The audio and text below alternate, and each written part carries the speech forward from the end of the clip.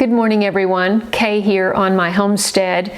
It's a gray day in Tennessee, and I am taking a break from preserving food to bring you an important message. I've taken a few notes so that I can be very succinct. Every major economic crash has been around a Jewish high holy day.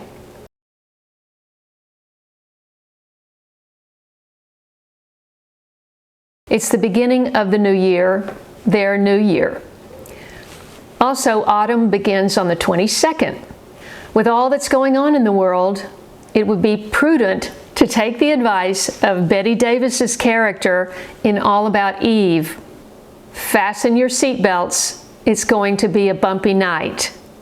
I am not telling you an economic crash is going to happen. It's already happening. Inflation numbers are skyrocketing. Today reported to be 8.3%, if you can believe their numbers. In addition, estimates are 2 million migrants have poured across the open southern border, many of them fighting-age men that do not respect our country or values. I saw a video yesterday of a young Venezuelan saying, "Look, I have an honest face, but I'm a gangster," and he was threatening the U.S., saying in just 2 years the United States will be finished. He said, "You see that car coming up behind you? Watch out, bang, bang." So these are the kind of people that are streaming into our country. So in addition, there's a mass exodus from the big cities. How do I know? I was one. I left Los Angeles after 32 years in October of 2020. Moving companies were charging a premium because the moving vans going out could not get a load coming back in of people moving back into the city. And that was in 2020, and a lot has happened since then. They just passed legislation in Illinois called the Safety Act, which is going to make living more unsafe. The no cash bail provision will make it more dangerous, according to police. More violent criminals will be released from jail. They can't hold them, and they'll be back out on the streets, and police will not be able to detain many suspects of new violent crimes. If someone moves into your garage, for example, all they can do is give them a ticket. Many businesses are already leaving Chicago because of crime, which is up 37% since a year ago. Under the guise of making Illinois more equitable, a term you'll continue to hear about because that's a huge tenet of the World Economic Forum's push for the Great Reset, Governor Pritzker, and I'm quoting, and his legislative partners have opened up Illinois to drug cartels and traffickers like never before. Many violent crimes, including robbery, vehicular invasion, driving under the influence causing death, and second-degree murder, do not qualify under this law.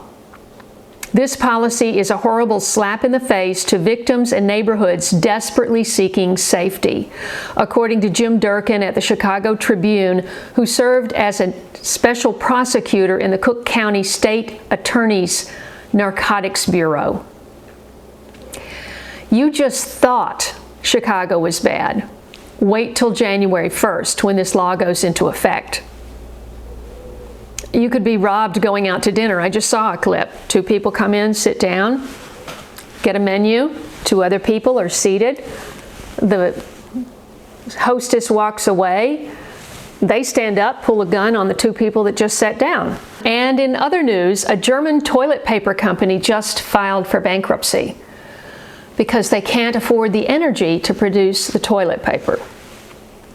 In our country, the biggest thing affecting us at the moment is the transportation system is going to take a huge hit if the predicted railroad strike goes into effect this Friday.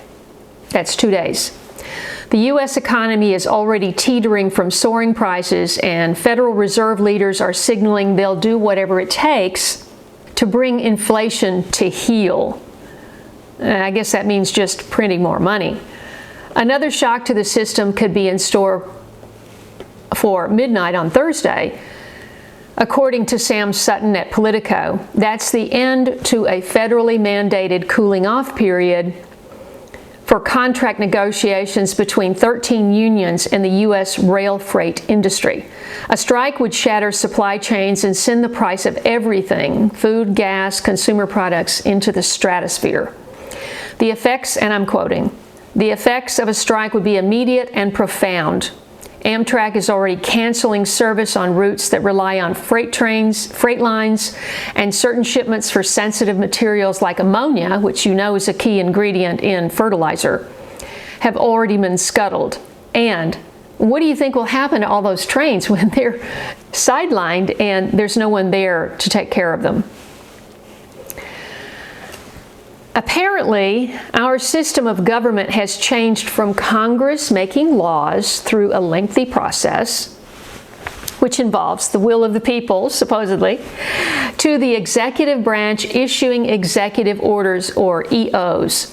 Another such EO was just signed 2 days ago, entitled, and the number of the order, I'm sorry, is not even on the entire document, Executive Order on Advancing Biotechnology and Biomanufacturing Innovation for a Sustainable, Safe and Secure American Bioeconomy.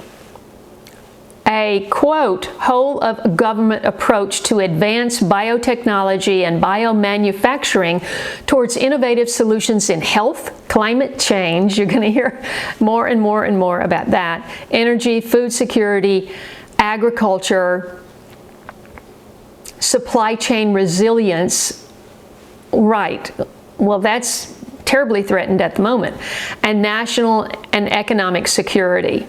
Central to this policy and its outcomes are principles, and this is right on the EO, of equity, there you go, ethics, safety, and security that enable access to technologies, processes, and products in a manner that benefits all Americans and the global community.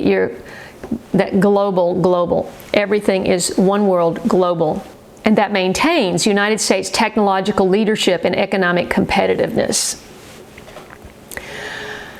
Well, all of those equity, climate change, global, sustainability, those are all buzzwords of the World Economic Forum and the Great Reset, which, you know, on the surface sounds good, but that's not what really is going on, and you have to read through the lines.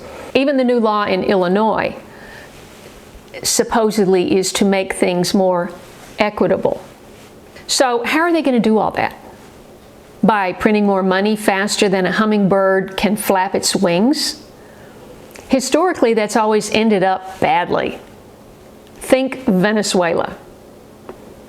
We owe China trillions of dollars. Anyone sitting down at their kitchen table to do monthly bills knows they have to have enough money to pay them. We as a country do not. So what happens? You lose everything, just like Venezuela. The dollar is supposedly at an all-time high, which is supposed to mean that it has more value. It's worth more than the euro, they say, but it's buying less. So how does this make sense?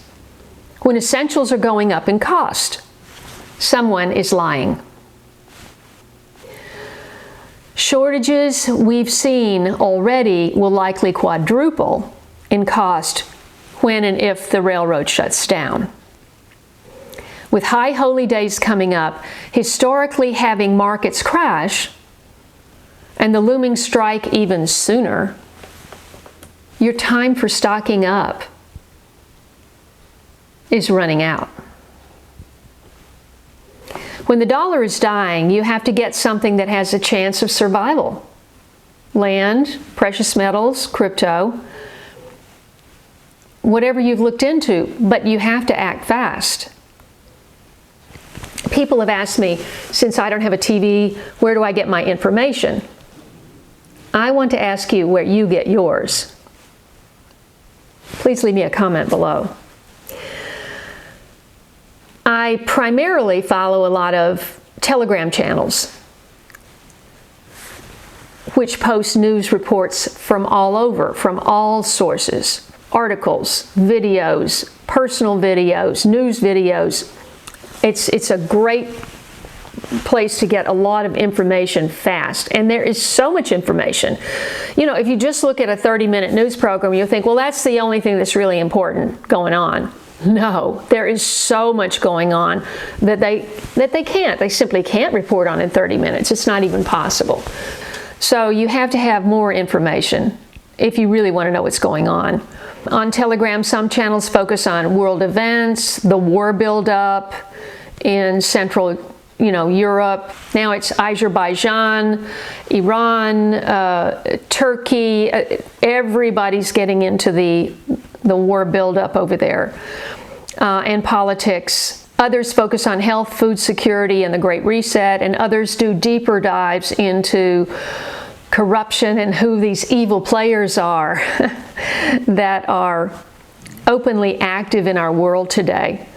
There's so much going on. If I don't check Telegram for a few hours, there's 50 new posts or 100. And you just have to scan and be discerning. You can't believe everything you see. You have to be discerning. I don't believe everything I see. I wait until I see it coming from multiple places before I make a decision. I prefer to be informed rather than be uninformed. And I know a lot of people just don't want to even think about it, but by not thinking about it is how we got to where we are now. So I encourage you to think about it, to look into it, to do a deeper dive about what's going on, but most importantly, to get prepared.